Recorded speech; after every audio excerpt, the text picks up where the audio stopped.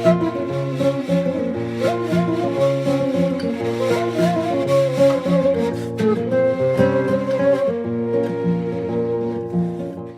día de hoy vamos a hablar de las nomenclaturas de notación musical con el objetivo de que en un futuro nos sirvan como un recurso compositivo, ¿de acuerdo? ¿Qué es esto de las nomenclaturas de notación musical? Tan sencillo como diferentes formas de escritura a lo largo del tiempo, a lo largo de la historia, a lo largo de los contextos culturales de cada país. Diferentes formas de escribir y decir la música y nombrar la música, ¿sí? Así que empezamos pues. El día de hoy vamos a estudiar las nomenclaturas de 5 casos, ¿de acuerdo? Que es el romance, el anglosajón, la alemana, la francesa y la carnática. Empezamos pues. Nomenclatura romance, fíjate bien. Seguramente lo hayas escuchado. Do, re, mi, fa, sol, la, si. Lo más probable es que ya lo practiques, que lo conozcas, pero por lo menos lo has escuchado. Esa nomenclatura, esa forma de llamar y nombrar y escribir a la música se llama nomenclatura romance. Y te voy a platicar un poco más de ella. Resulta que en la Edad Media aparece un monje italiano que se llama Guido de Arezzo. Él vivió alrededor del año 1000. Hizo importantes aportaciones a la música y entre una de ellas pues fue componer, desarrollar este sistema de notación. En aquella época era bastante habitual cantar un himno dedicado a San Juan Bautista llamado Ut Quam Laxis. En esa época era muy popular, muy habitual cantar un himno. Entonces, él se dio cuenta que cada principio del verso, que cada principio del hemistiquio empezaba con una nota ascendente, es decir, con una nota ascendente de la escala, una nota ascendente de un piano, ¿sí? Una nota ascendente en función de altura. Entonces, por ejemplo, el himno estaba escrito en latín y dice más o menos así: Ut quam laxis, resonari fibris, mira gestorum, famulitorum, solve poluti, labiratum, sancte Ioannes. Entonces empezaba el canto Ut quam laxis en la primera tecla, supongamos. Resonari fibris, segunda tecla. Mira gestorum, tercera tecla. Y tan sencillo como es que se le ocurrió, como él se dedicaba a la enseñanza, se le ocurrió asignar la primera sílaba de cada hemistiquio, de cada verso, a la nota en cuestión, para que sea más sencillo nombrarla, recordarla y de esa manera se vuelva más sencilla la enseñanza. Entonces, por eso fue. Es decir, la primera nota de, digamos, mi piano, por ejemplo, va a ser ut, porque es del principio, la primera sílaba de ut quam laxis, ¿sí? La segunda nota se va a llamar re, porque es la primera sílaba de resonari fibris, y así sucesivamente. Ut quam laxis, re sonari fibris, mi ra gestorum, sol be poluti, perdón, famulitorum, sol be poluti, la viratum, y bueno, vamos a hacer esto. Guido de Arezzo nos contribuyó de esta manera: ut, re, mi, fa, sol, la. ¿De acuerdo? Lo que hizo Guido, que fue agarrar la primera sílaba, fue nada más de ut, re, mi, fa, sol, la.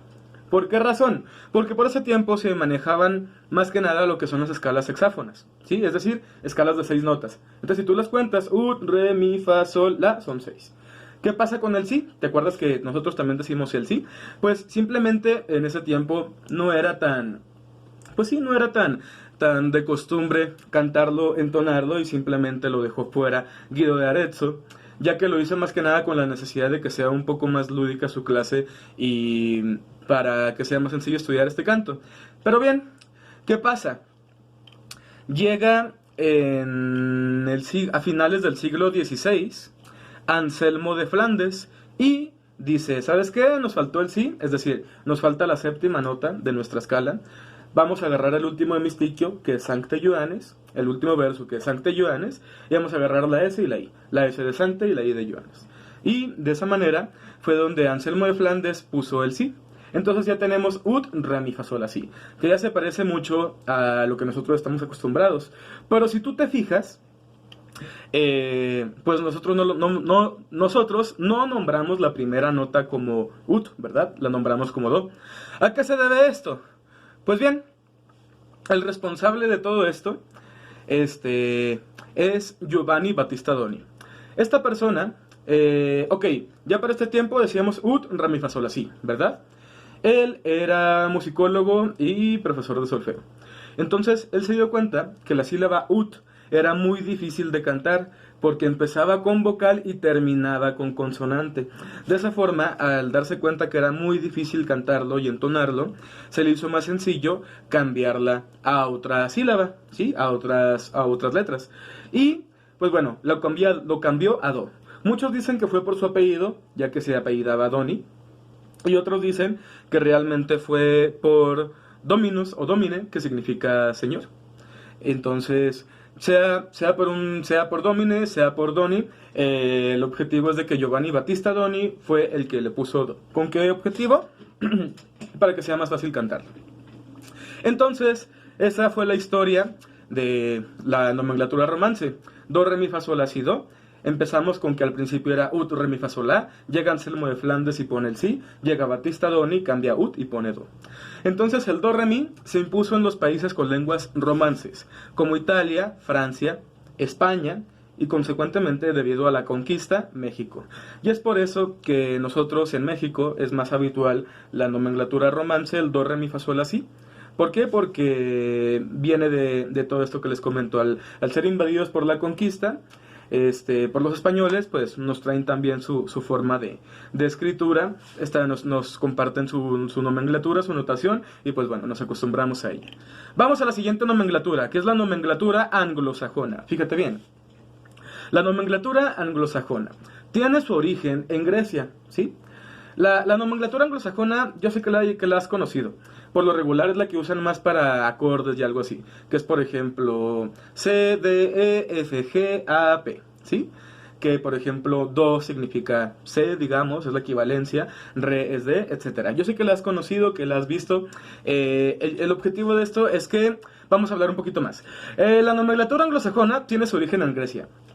Los griegos no se complicaron la vida y a la hora de buscar un nombre para las notas utilizaron su propio alfabeto, tan sencillo. Primera nota de mi escala, primera letra de mi alfabeto.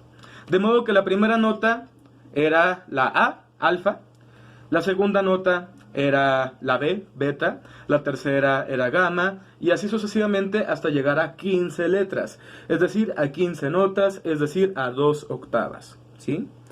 De esta forma, por aquí te comparto el abecedario, digamos, griego, ¿sí? Que fue el que utilizaron para cubrir estas 15 notas, estas 2 octavas. Y pues bien, ese es el inicio. Simplemente dijeron, tenemos que nombrar a las notas, ponle la letra del abecedario. Tan sencillo. Ahora bien, algo interesante, ¿por qué empiezan de la? ¿Por qué no empiezan por do, como nosotros estamos acostumbrados? Nosotros empezamos por do, por la razón de que el canto, los hemistiquios, el primero de Utkian Laxis, el primero coincidía con la nota de do, ¿sí? Es decir, con la nota C, con la nota de... Pues vamos a lo que estamos acostumbrados a nombrar por do, al tercer traste de la guitarra, etc. Por eso le nombramos do y empezamos por do, pero ellos empiezan por la. ¿Por qué razón? Pues bien, los griegos descubrieron unas relaciones matemáticas entre todas las notas y que de todas las maneras que se podían ordenar.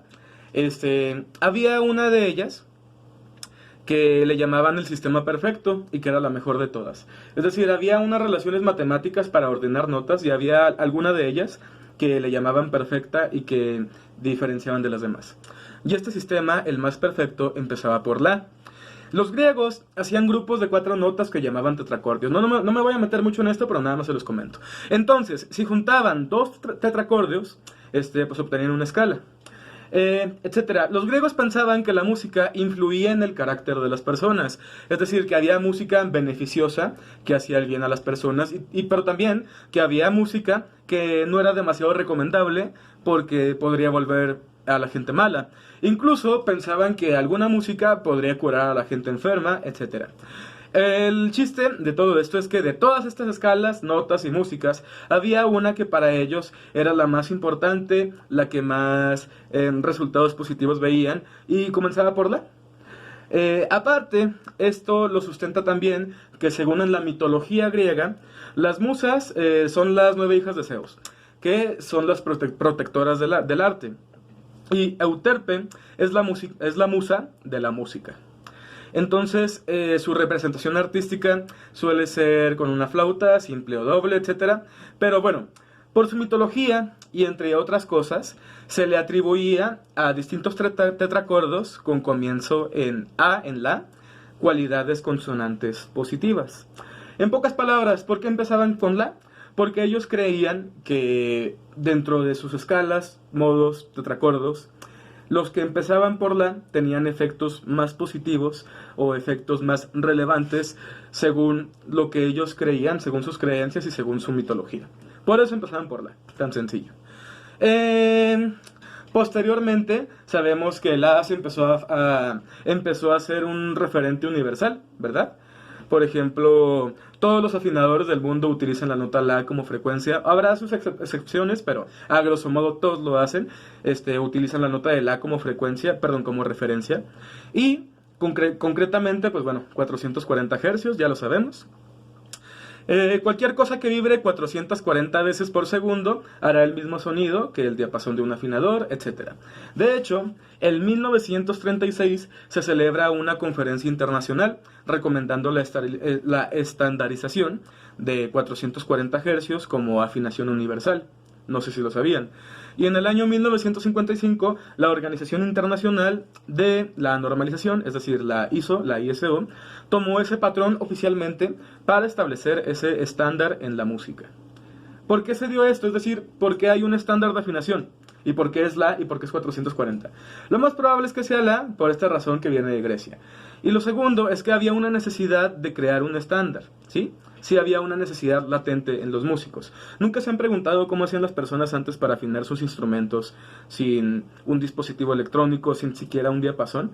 Pues bueno, si nos vamos al pasado, antes de la estandarización de la afinación a 440, pues existían infinidad de referencias para la afinación. Pero la más destacada, por la mayoría de los historiadores, es el sonido de las campanas, ¿sí? Entonces, consecuentemente, el sonido de las campanas fue utilizado durante siglos como referencia para la afinación. Pero, por ello, pues cada pueblo, cada ciudad tenía una campana distinta, ¿verdad? Con diferentes características y por lo tanto que sonaba distinto, tenía timbres distintos, tenía frecuencias distintas y por lo tanto tendrían un estándar de afinación distinto en cada pueblo y en cada ciudad. De manera que instrumentos que digamos vienen preafinados, como, no sé, una flauta dulce, un acordeón, si yo tengo un estándar de afinación, por ejemplo, no sé, 432, y otro pueblo, otra ciudad tiene, no sé, 450, por decir algo, al momento de yo querer hacer música con el otro pueblo y ellos conmigo, pues no vamos a poder hacer un buen ensamble porque pues tenemos estándares de afinación distintos y pues va a sonar desafinado. Entonces, por ello nace esta necesidad, ¿sí?, de crear un estándar universal de afinación, que muchos dicen que realmente debe ser el 432, que están muy equivocados, que el 440 lo impusieron los nazis para el control del mundo y otras medio teorías conspirativas, pero a grosso modo yo pienso que fue por la necesidad de los músicos de globalizar un poco más la música, de que yo sé que aquí y en China tocan en 440 y que yo puedo ir con mi instrumento, con una jarana, ir a China y acompañarme perfectamente de otra persona y de otro instrumentista y crear así una interculturalidad musical. Yo pienso eso, igual tú puedes pensar lo que tú quieras, pero te lo comparto. Entonces pues, estamos con la nomenclatura anglosajona y dije esto nada más para enfatizar porque empezaban en la, es importante que lo conozcamos. Total, teníamos que los griegos nombraban a las notas con las letras del abecedario. Ok. Al pasar el tiempo, después de los griegos, pues llegan los romanos, ¿no? Al llegar los romanos, pues conocemos a Boexio. Y él simplemente lo que hizo es que tradujo el nombre de las notas del alfabeto griego al abecedario latino. Es decir, son las mismas notas, es el mismo abecedario, pero en vez de ser alfa, beta, gamma, es A, B, C, D. Y como lo conocemos ahora. ¿Cómo le hizo? Si allá tenían 15 notas y nosotros nomás tenemos 7, pues simplemente lo que hace es que lo repite.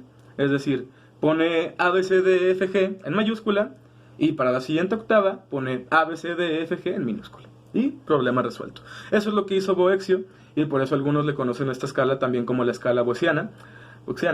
Pero a grosso modo fue así. Entonces, esta es la historia, por eso son las letras, de ahí viene. Y pues bueno, esta escala se utiliza, esta nomenclatura de notación se utiliza en los países anglosajones como Inglaterra o Estados Unidos. Y pues se quedaron con este nombre, A, B, C, D, E, F, F, G. Y quitaron las minúsculas, porque pues prácticamente se entendía que era lo mismo. Y esa es la historia de la nomenclatura anglosajona. Yo sé que ya están medio cansados, pero es un tema un poquito largo. Ok, siguiente, nomenclatura francesa. En esta no batallamos. ¿Se acuerdan que al principio Guido de Arezzo nos puso las notas como ut, re, mi, fa, sol, la, si? Perdón, ut, re, mi, fa, sol, la, si. Ya con Anselmo de Flandes. Total, es la misma escala, ut, re, mi, fa, sol, la, si, junto con Anselmo de Flandes. Pero, simplemente, cuando propuso Doni cambiar a ut por do, simplemente lo que pasó fue que en Francia, pues no tuvo tanto auge en esa región su nuevo sistema de notación, y simple y sencillamente conservaron la notación anterior con el ut. Así que en Francia, en vez de ser do, re, mi, fa, sol, la, si, do, a ellos es ut, re, mi, fa, sol, la, si, ut. ¿Sí? Tan sencillo. Eso es la notación francesa. Ahí quedó. Siguiente, la notación alemana. Ok, en Alemania pasa algo curioso. Tú imagínate la nomenclatura anglosajona, ¿sale? La anglosajona de toda la vida, ya sabes cuál es. C, D, E, F, G, A, B, ¿sí? Ya lo tienes, que no se te olvide, grábatela. Ahora, con esta nomenclatura que tú ya tienes, A, B, C, D, E, F, G, ¿sí? Con esta nomenclatura que tú ya tienes, cada vez que veas la B, vas a cambiarla por la H, ¿de acuerdo? Si tú ves la B, la cambias por la H. Y otra nota externa, que igual pienses que no tenga mucho que ver, cuando veas un si bemol, va a tomar el lugar de la B. Otra vez, es mi misma nomenclatura anglosajona, pero en vez de tener una B, va a ser una H, ¿sí? Y cuando veas un si bemol, va a ser una B. Entonces, con esto, te voy a preguntar, ¿cómo me traducirías las siguientes notas? Si bemol, la, do y si, es decir, B bemol, A, C y D. ¿Cómo quedarían traducidas? Tradúcelas conmigo. Si bemol sería ¿qué? B, ¿verdad? Pues ya lo vimos. La A sería pues igual, la o A, ¿verdad? La C sería igual, C, C. Y la B, quedamos que la vamos a cambiar por la H, entonces va a ser H. ¿Y qué dice nuestra palabra? Dice Bach, Bach, ¿sí? Y como te estarás imaginando, pues es eso. Simplemente Johann Sebastian Bach, que seguramente lo has escuchado, Johann Sebastian Bach, pues descubrió que alterando dos notas de la nomenclatura anglosajona podía hacer que un coro cantara su apellido. Y al ser un personaje tan importante en la historia de la música y de la humanidad, que ha aportado tanto a la música y que ha hecho tantos descubrimientos y avances para la humanidad, pues hoy en día los germanos aún siguen nombrándolo de esta manera. Y simplemente es eso, cambiaron la B por la H y el si bemol por la B. ¿Con qué objetivo? Para que cantara su apellido, nada más. Y esa es la nomenclatura alemana, ¿sale? Entonces, ¿qué vimos hasta ahorita? Nomenclatura romance, anglosajona, francesa y alemana. Ya te sabes 4 tipos de nomenclaturas, 4 tipos de maneras de nombrar y escribir música. Y vamos a ver una última, hay más, pero vamos a quedarnos nada más con una última, que es la nomenclatura carnática, ¿sale? Que es sa, re, ga, ma, pa, da, ni, sa. En vez de ser do, re, mi, fa, sol, la, si, do, esta nomenclatura es sa, re, ga, ma, pa, da, ni, sa. ¿De acuerdo? Así como se escucha. Sa, re, ga, ma, pa, da, ni, sa. Y simplemente en la cultura del sureste de la India tienen 7 deidades y es el principio de cada deidad. Sa, re, ga, ma, pa, da, ni, sa. Hay 7 deidades en su cultura y es el inicio de cada deidad. Tan sencillo. Y recordemos que ellos hacen la escala Malahari, la que habíamos hablado antes, del sa, re, ga, ma, pa, da, etc. Y pues eso, ya aprendimos 5 tipos de nomenclaturas. Romance, do, re, mi, fa, sol, la, si, do. Anglosajona, C, D, F, G, A, B. Francesa, ut, re, mi, fa, sol, la, si. Alemana o germana, que es C, D, E, F, G, A, H. Y el si bemol es una B. Y la carnática, que es sa, re, ga, ma, pa, da, ni, sa. ¿De acuerdo? Son 5 maneras diferentes de nombrar la música, 5 maneras diferentes de escribir la música. Y vas a pensar que muchas de estas no te interesan. Yo que voy a andarme interesando en cómo escriben la música en la India, pero la verdad es que sí es bastante interesante, porque no sé si recuerdas que en la clase anterior, en alguna de las clases anteriores de las sesiones, te mostré el bansuri, que es una flauta precisamente de la India, y es curioso porque yo al momento de comprar el bansuri venía la típica hojita de digitación y en la hojita estaba escrita en la nomenclatura carnática. En vez de decir do, re, mi, fa, sol, era sa, re, ga, ma, pa, da, ni, sa. Entonces, si vamos a trabajar con emociones, si vamos a trabajar con producción, con composición, es importante que sepas lo más que puedas, ¿va? Y, por último, ya para terminar, porque ya sé que estás cansado, voy a hablar poquito de la armonía funcional. Poquito, nada, no te quito nada de tiempo. Armonía funcional. Hay un centro de gravedad, la tónica significa paz, y todos los demás grados suponen algún tipo de tensión. La gracia de la armonía funcional es estar todos en concordancia, coquetear de repente con la tensión, pero siempre llegar a la concordancia, a la consonancia. La gracia es acumular tensión para posteriormente resolver, y eso, siempre se tiene un centro de gravedad, el cual es determinado por la fundamentación física del semitono adyacente al ocasionar la tensión correspondiente, etcétera. ¿Qué es esto? Nuestra música. La música occidental, la música que nosotros escuchamos, lo que si yo te digo música pienses casi automáticamente, eso le llaman armonía funcional, ¿sí? Porque hay muchos tipos de música, hay muchas formas en las que funciona la música, pero el nombre que recibe la música que nosotros hacemos y escuchamos por lo regular, y al menos la mayoría de las personas, se llama así, armonía funcional. ¿De acuerdo? Así que esto que te acabo de decir, trata de investigarlo. Si no tienes mucho conocimiento sobre ello, trata de investigarlo. Investígame algo sobre tónica, tensión, resolución, llamada, respuesta, concordancia, disonancia, tensión, centro de gravedad, etcétera, ¿sí? Pero así funciona nuestra música, la música funcional. Quedarme en paz con algún grado, y con otro grado causar tensión y volver a la paz. Ejemplo rápido y sencillo. Final de muchas canciones de mariachi, pam pa pam pam, ¿sí? Eso, el pa pa pa, ese sonidito es la tensión, la disonancia, y resuelvo con el pam pam, ¿va? Pero bueno, un ejemplo muy burdo para alguna persona que no tenga conocimiento, lo tenemos que mencionar, hablar poquito de armonía funcional. Ya no vamos a hablar más, pero en tu casa trata de investigar un poquito más, vete empapando, ¿sale? Muchas gracias, espero que haya quedado muy claro, y cualquier duda, pregunta, cualquier cosita, seguimos a la orden. Hasta luego.